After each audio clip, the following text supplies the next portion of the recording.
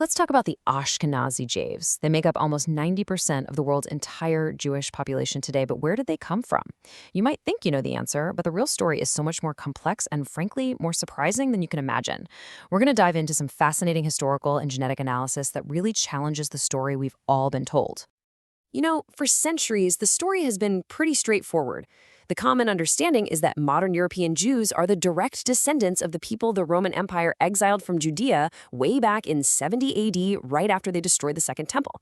It's a really powerful and foundational story. But what if that's not the whole story? What happens when new evidence from genetics, from linguistics, and from a closer look at history starts to paint a totally different picture? Well, that's the puzzle we're digging into today. It's a story of multiple migrations, of conversions, and of a faith that has evolved in incredible ways. So here's our game plan. First, we'll unpack that commonly told story.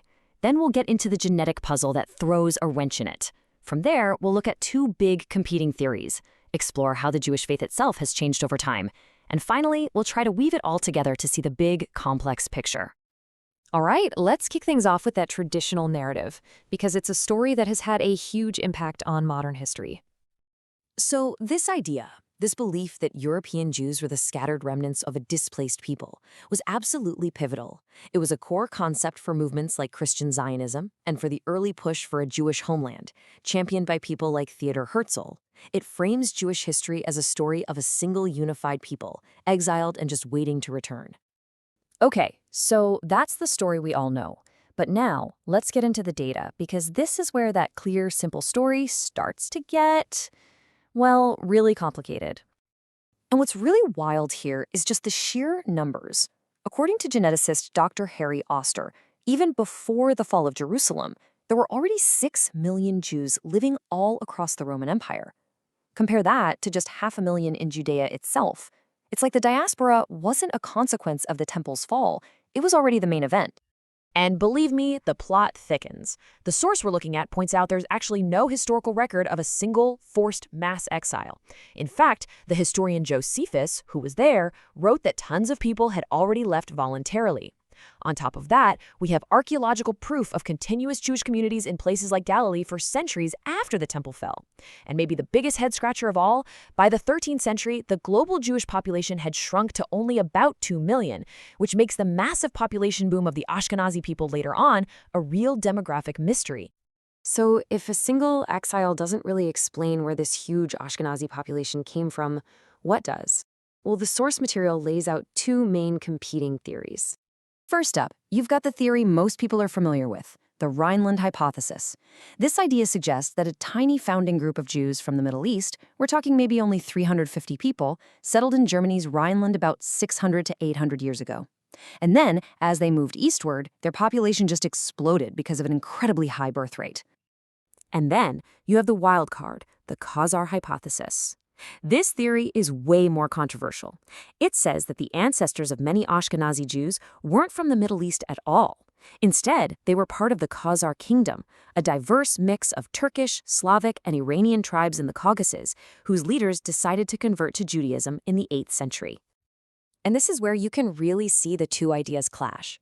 The Rhineland hypothesis relies on direct lineage from the Middle East, especially on the father's side.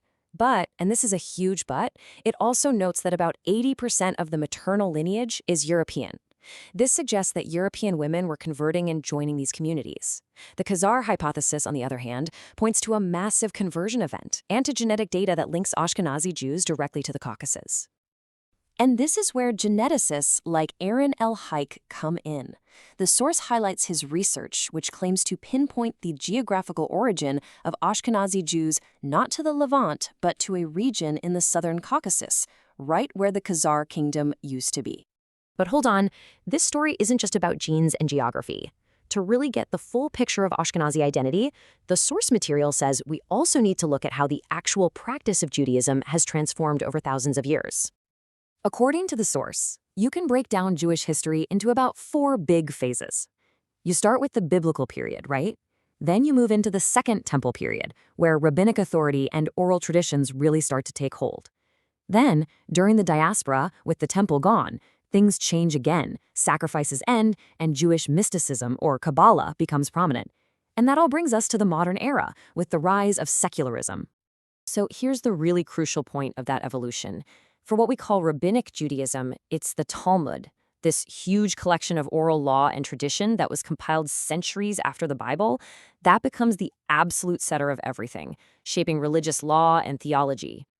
And this quote from the Stories really drives that point home. It argues that for observant Orthodox Jews today, their practices are primarily determined by the Talmud and its interpretations, not directly by the Bible, what Christians would call the Old Testament. And that's something I think a lot of people don't realize. And you can see this evolution playing out right now. Just look at modern Israel. A whopping 40% of the Jewish population identifies as secular, and another 23% as traditional. The strictly religious communities are actually a much smaller slice of the pie. It just goes to show that for so many, Jewish identity is now just as much cultural and national as it is religious. Okay, so let's take a step back and try to weave all these different threads together, the genetics, the language, the religious evolution, and see what kind of picture emerges. So, what's the bottom line here? Well, the evidence suggests Ashkenazi ancestry isn't a straight line from the ancient Middle East. It's a complex mosaic of European and Middle Eastern heritage. The Khazar hypothesis offers a compelling, if controversial, explanation for a big piece of that puzzle. You can even see this blend in the Yiddish language, which has Slavic and Turkic elements mixed in. And at the same time, the faith itself has evolved so much, with the Talmud, not the Bible, becoming the core text of modern Rabbinic Judaism. Ultimately, this whole exploration leaves us with a pretty fascinating question. When a people's history isn't a straight line, but this incredible web of migrations, conversions, and cultural fusion, what does that say about identity? Is it defined by ancient DNA, by geography, by shared texts, or by an evolving belief system? It seems the answer, a lot like the history itself, is anything but simple.